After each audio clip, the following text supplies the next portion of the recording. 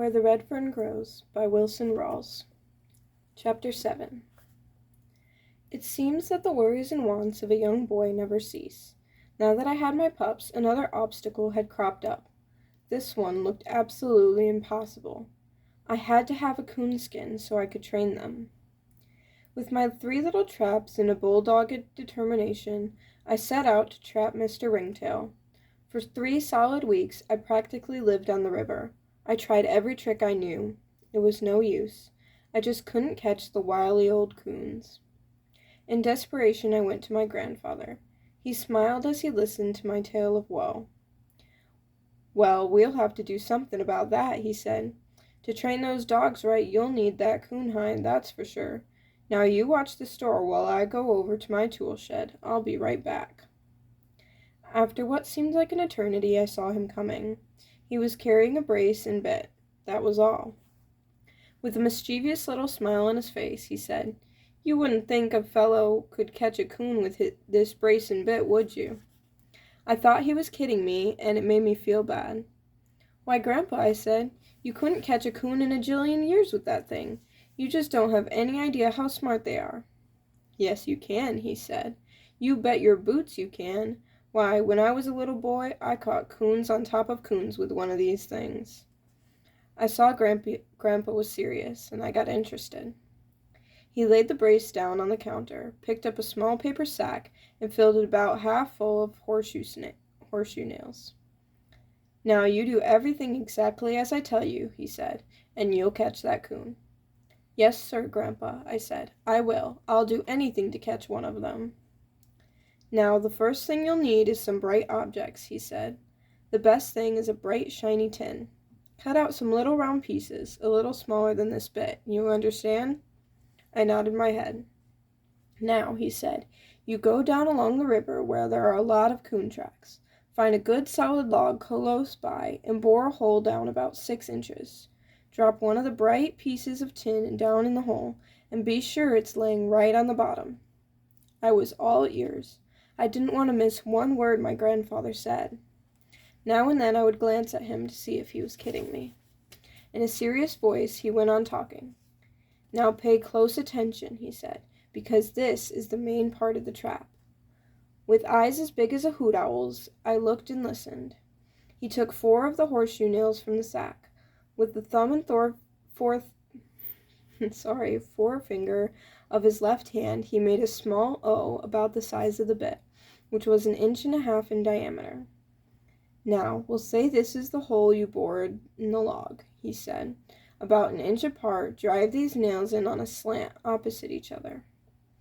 Holding one of the nails in his right hand, he showed me the right angle. "The ends of the nails will enter the hole about halfway between the top and the piece of tin," he continued. "Leave an opening between the sharp points, big enough for a coon to get his paw through." He asked me if I understood. Again, I nodded my head and moved a little closer to him. "How is that going to catch a coon, Grandpa?" I asked. "It'll catch him all right," he said, "and it won't fail. You see, a coon is a curious little animal. Anything that is bright and shiny attracts him. He will reach in and pick it up. When his paw closes on the bright object, it balls up, and when he starts to pull it from the hole, the sharp ends of the nail will gouge into his paw, and he's caught." He looked over at me. "Well, what do you think of it?" he asked. I closed my eyes, and in my mind I could see the funnel-like entrance of the hole and the sharp slanting points of the nails. I could see the coon reaching in for the shiny piece of metal. Naturally, this paw would be much larger when closed than it was when he reached in. It would be impossible for it to pass the sharp nails. It was all looking pretty good to me, and I was on the point of saying so when it hit me. Why, all the coon had to do was open his paw, drop the object, and he was free. It all blew up then and there. I just knew my grandfather was playing a joke on me. I stepped back and almost cried as I said, "Grandpa, you're kidding me. That kind of trap couldn't catch a coon. Why, all he'd have to do was open his paw, drop the piece of tin, and he could pull it from the hole." Grandpa started roaring with laughter. This did make me feel bad. With tears in my eyes, I started for the door. "Wait a minute," Grandpa said. "I'm not kidding you. Oh, I know I like to have my jokes, same as any man, but I meant every word I said." I turned around and looked at him, and he stopped laughing, and there was a hurt expression on his face. "I wasn't laughing at you," he said. "I was laughing more at myself than you. I just wanted to see if you were smart enough to see that there was a way the coon could free himself." "A fellow wouldn't have to be very smart to see that," I said. Grandpa started talking seriously again. "You know," he said, "a coon has more than one peculiarity about him. When I was a boy, I had a pet coon. By watching him, I saw and learned a lot of things. He had a den in an old hollow tree in our front yard. I didn't know the number of times I'd have to climb that tree and get my mother's scissors, buttons, needles, and thimble from his den. Why, he'd even carry out our knives, forks, and spoons. Anything that was bright and shiny he took to his den." Grandpa stopped talking for a few minutes. I could see a faraway look in his eyes. Once again, he was living in those long-ago days. I waited in silence for him to go on with his story. "One of the most peculiar things about that coon," he said, "was his front feet. Once he wrapped those little paws around something, he would never let go. My mother had an old churn. It was one of those kind with a small hole in the lid for the dasher. When she would get through churning, she would make the dasher out to wash it. That crazy coon would climb up on top of the churn, poke his little front paw through the hole, and get a fistful of butter. The hole was small, and when he closed his paw, he couldn't get it back out. All he had to do was open it, drop the butter, and he would be free. But do you think he would? No, sir. He would carry that churn lid all over the house, squalling and growling. Why, it took everyone in the house to free him. I'd have to wrap him up in a gunny sack or an old coat and pry his claws loose from the butter. Seeing this time after time is what gave me the idea for this trap. Once he reaches in and gets hold of that tin, he's caught, because he will never open his paw." With my confidence restored, it all sounded pretty good to me, and I was anxious to try out this wonderful plan. I thanked him, and taking the brace and nails, I left the store. By the time I reached home, it was too late in the day to start making my traps. That night, I talked the idea over with Papa. "I've heard of coons being caught that way," he said, "but I never paid much attention to it. Your grandfather should know, though, for he was quite a coon hunter when he was a boy." "From what he told me," I said, "it never fails." Papa asked if I wanted him to help make my traps. "No," I said, "I think I can do it myself." I didn't sleep too well that night. I bored holes, drove nails, and fought coons practically all night. Early the next morning I went to the trash pile.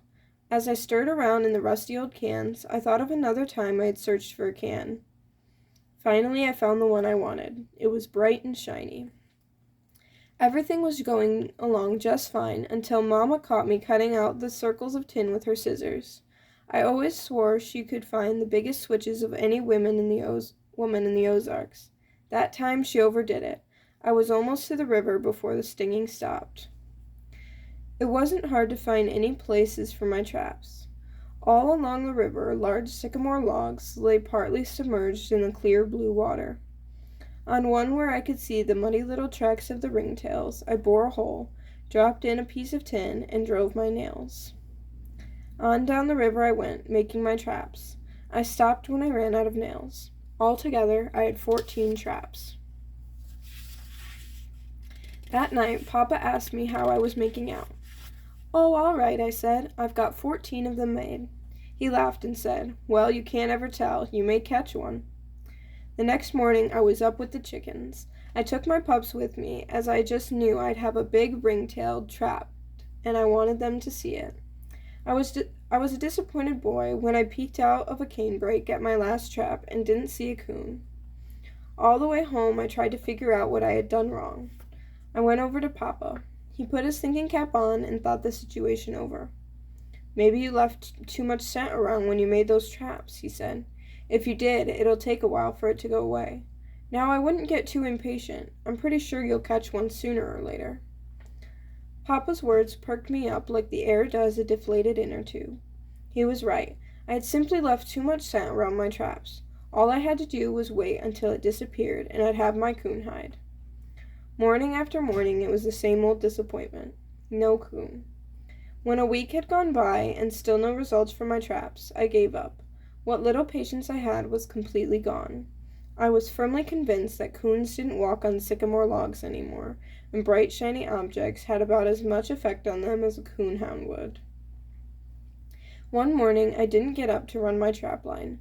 I stayed in bed. What was the use? It was just a waste of time. When the family sat down to breakfast, I heard my older sister say, "Mama, isn't Billy going to get up for breakfast?"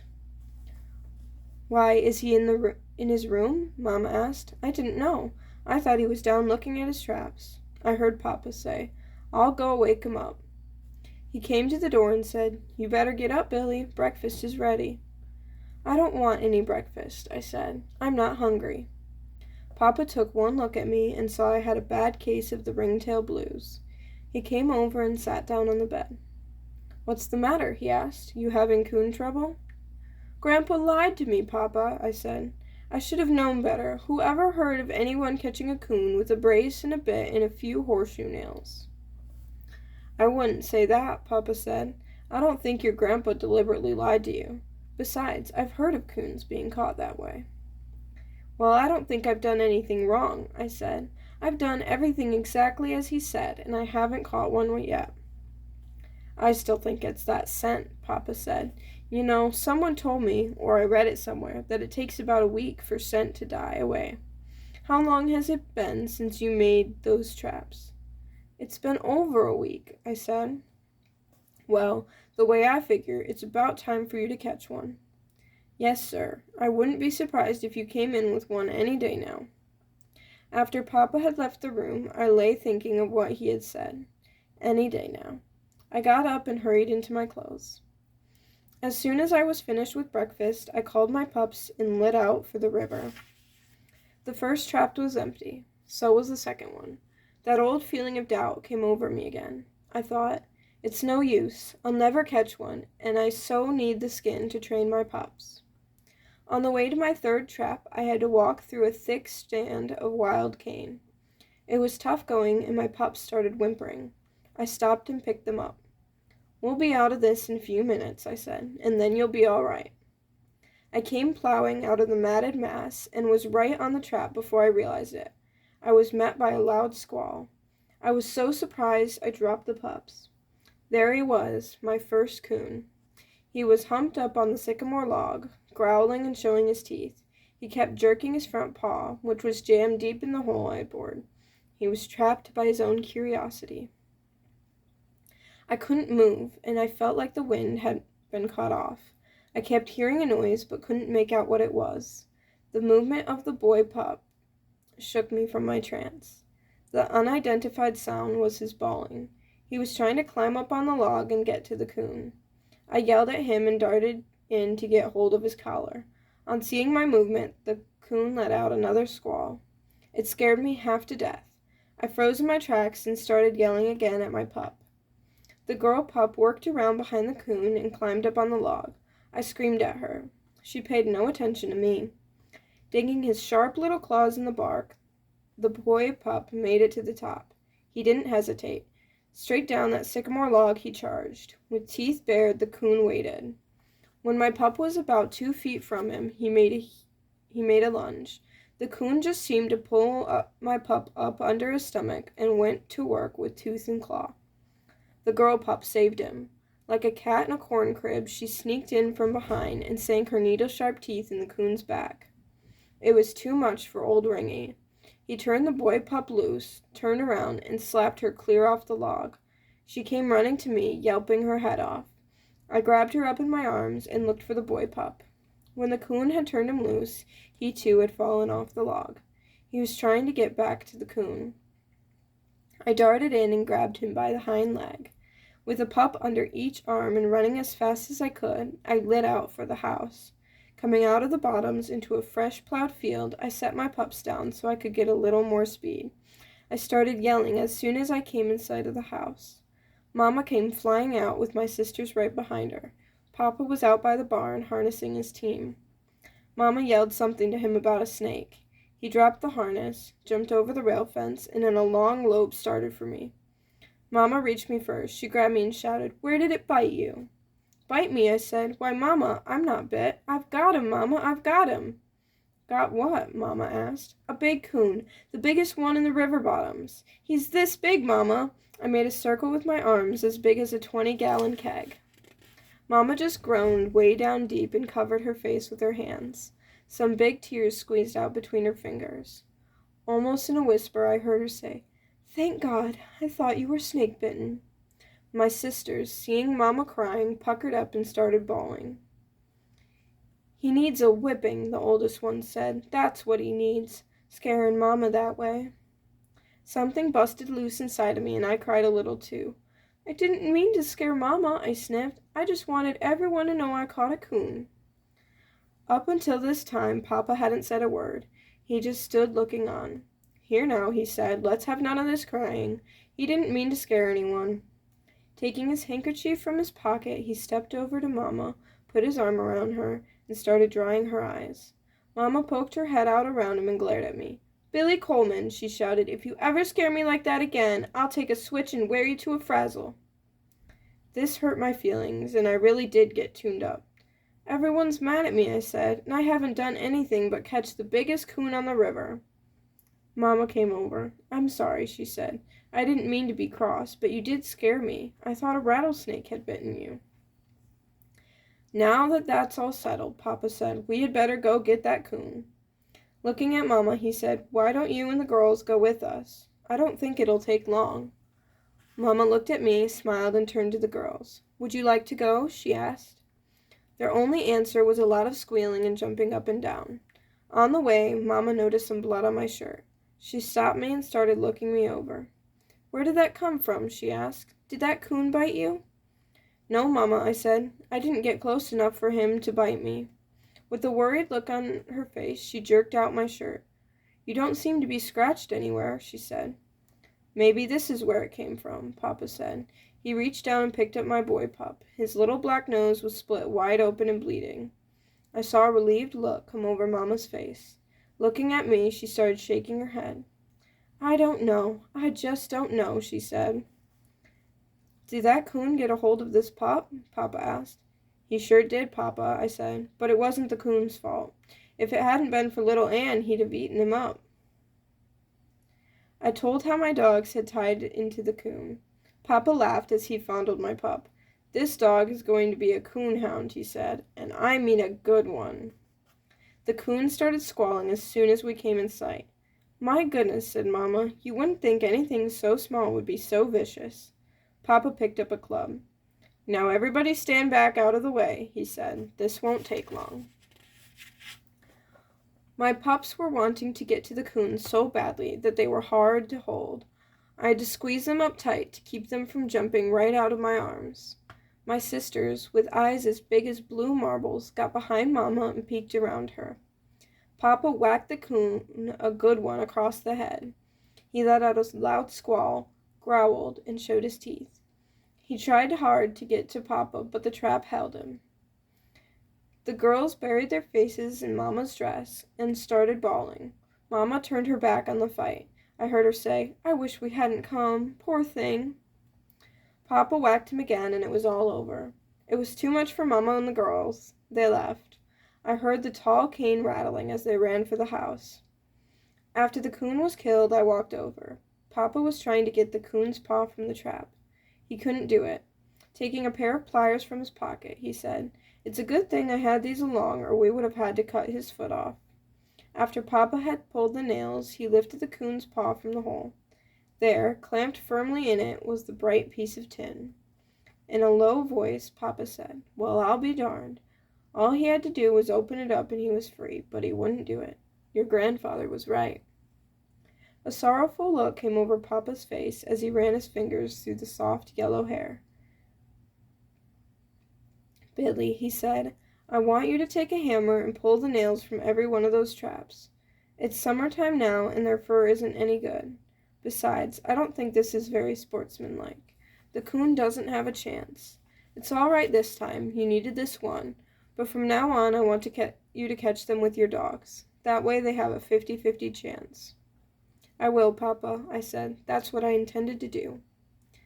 While we were skinning the coon, Papa asked me when I was going to start training my dogs. "I don't know," I said. "Do you think they're too young?" "No, I don't think so," he said. "I've heard that the younger they are, the better it is." "Well, in that case," I said, "I'll start tomorrow." With the help of my oldest sister, we started giving my pups their first lessons. She would hold their collars while I made trails with the hide for them to follow. I'd climb trees that leaned out over the river, jump out into the water, swim to the other side, and make trails up and down the bank. With a long pole and wire, I'd drag the hide on the top of rail fences, swing it through the air, and let it touch the ground 20 or 30 feet away. I did everything with that hide a coon would do, and probably a lot of things a coon couldn't do. It was a beautiful sight to see my pups work those trails. At first they were awkward and didn't know what to do, but they would never quit trying. Old Dan would get so eager and excited, he would overrun a trail. Where it twisted or turned, he would run straight on, bawling up a storm. It didn't take him long to realize that a smart old coon didn't always run in a straight line. Little Anne never overran a trail. She would wiggle and twist, cry and whine, and pretty soon she would figure it out. At first, they were afraid of water. I never would admit it, even to myself. I always said that they just didn't like to get wet. They would follow the trail to the stream and stop. Sitting down on their rears, they would cry and beg for help. With a pup under each arm, I'd wade out into the stream and set them down in the cool water. 9 times out of 10, one pup would swim one way, and the other would just go the opposite way. I had a time with this part of their training, but my persistence had no bounds. It wasn't long until they loved the water. Old Dan would jump as far as he could and practically knock the river dry. Little Anne would ease herself in and swim like a muskrat for the opposite shore. I taught my dogs every trick I knew and any new ones I heard about. I taught them how to split up on a riverbank to search for the hidden trail, because it was impossible to tell where a coon would come out of the water. Sometimes he might swim downstream, and other times he might swim upstream. Maybe he would come back to the bank he had just left, or he would cross over to the other side. Perhaps he would stop in the middle of the stream on an old drift. Sometimes he would come out of the water by catching the dangling limbs of a leaning birch and climbing up, never touching the bank. Or he could go on the same trail he used to go in, the back track. He would sometimes crawl up under an undermined bank or in an old muskrat den. One of the favorite tricks of a smart old ringtail is the tree barking trick. This he accomplished by running far up on the side of the tree and using his stout legs for leverage, springing 20 or 30 feet away before touching the ground. Dumb hounds trail up to the tree and start bawling treed. I taught my dogs to circle for a good 100 yards to be sure he was still in the tree before bawling. In order to learn more about coon hunting, I'd hang around my grandfather's store and listen to the stories told by the coon hunters. Some of the tales I heard were long and tall, but I believed them all. I could always tell when Grandpa was kidding me by the twinkle in his eyes. He told me how a coon could climb right up the fog and disappear in the stars, and how he could leap on a horse's back and run him over your dogs. I didn't care, for I loved to hear the tall tales. Anything that had a coon hair in it I believed completely. All through that summer and into the late fall, the training went on. Although I was worn to a frazzle, I was a happy boy. I figured I was ready for the ringtails. Late one evening, tired and exhausted, I sat down by a big sycamore and called my dogs to me. "It's all over," I said. "There will be no more lessons. I've worked hard and I've done my best. From now on, it's all up to you. Hunting season is just a few days away, and I'm going to let you rest, for I want you to be in good shape the night it opens." It was wonderful indeed how I could always have a heart-to-heart with my talks with my dogs, and they always seemed to understand. Each question I asked was answered in their own doggish way. Although they couldn't talk in my terms, they had a language of their own that was easy to understand. Sometimes I would see the answer in their eyes, and again it would be in the friendly wagging of their tails. Other times I could hear the answer in a low whine, or feel it in the soft caress of a warm flicking tongue. In some way, they would always answer.